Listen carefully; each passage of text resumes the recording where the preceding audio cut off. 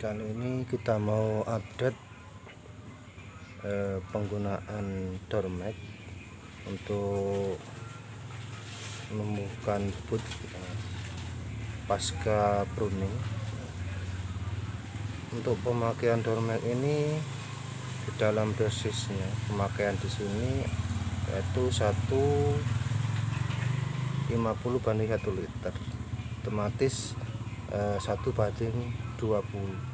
1 mili Dormek dibanding dengan 20 mili air bersih. Nah, takaran itu digunakan untuk batang yang tua. Nah, biasanya lebih akurat itu ketika dalam fondasi pruning, ketika penumbuhan ulang tersier pada batang yang sudah besar, kita menggunakan acuan 1/20. Nah, untuk penumbuhan bud pasca pruning ini, pengalaman kami itu dosisnya kita memakai 1/30.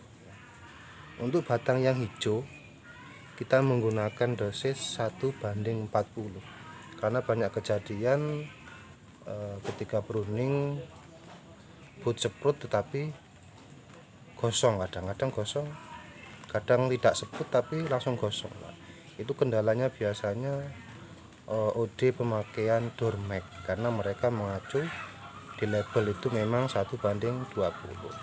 Jadi memang kondisional sekali ya dalam pemakaiannya ini. Ketika hijau amannya kita memakai dosis 1/40.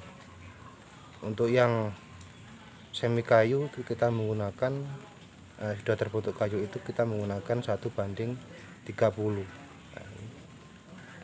Ini 1 mili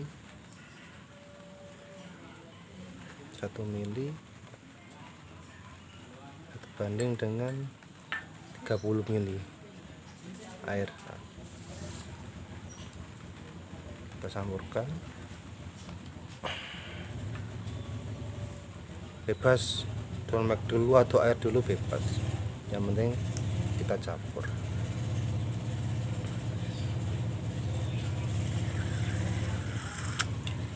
Untuk pemakaiannya, aplikasinya bisa menggunakan sapot, biasanya buat ngelukis anak kecil itu, yang kecil itu. Kalau nggak ada pakai katembat. Nah, kebetulan saya belum beli. Nah, bisa menggunakan katembat ini. Efisiennya memang sapot. Itu juga bisa kalau skala banyak itu bisa menggunakan spray ya.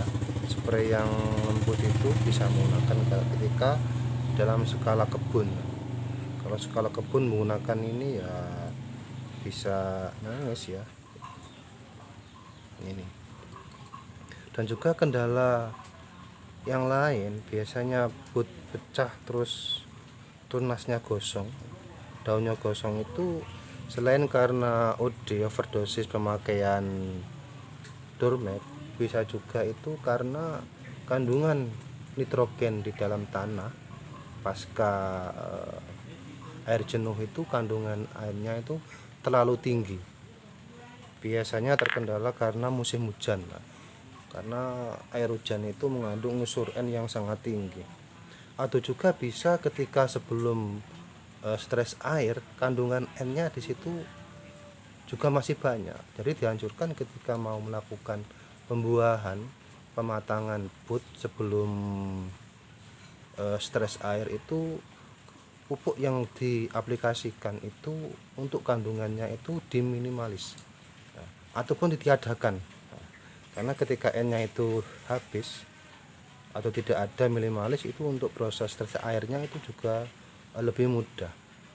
Kami itu menggunakannya biasanya cuma menggunakan MKP saja. Karena ketika nanti unsur N-nya banyak, ketika proses air juga lama.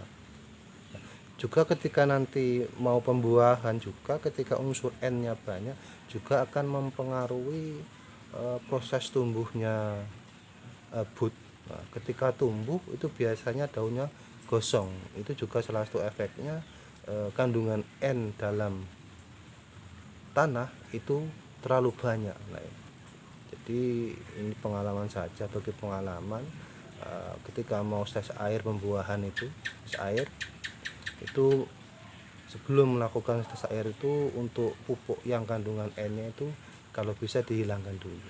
Kita bisa pematangan bootnya itu menggunakan MKP ya. Bisa MKP ditambah dengan magnesium juga bisa. Ketika ngasih boron, karena boron itu juga kandungan nitrogennya juga ada, maka dianjurkan untuk penghabisan boron itu juga jangan terlalu banyak.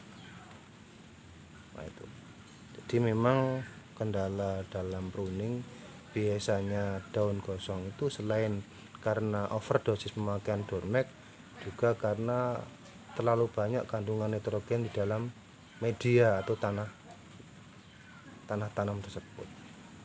Oke, kita mau mengaplikasikannya, kita aduk dulu.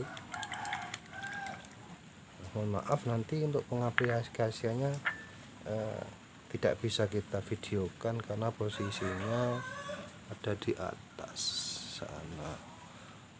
Mohon maaf. Ini mungkin cukup sekian, kurang lebihnya mohon maaf. Jangan lupa kasih saran, mungkin ada penyampaian yang kurang pas, itu sebagai bahan tambahan ilmu buat saya, saling berbagi demi kebaikan bersama. Oke, terima kasih.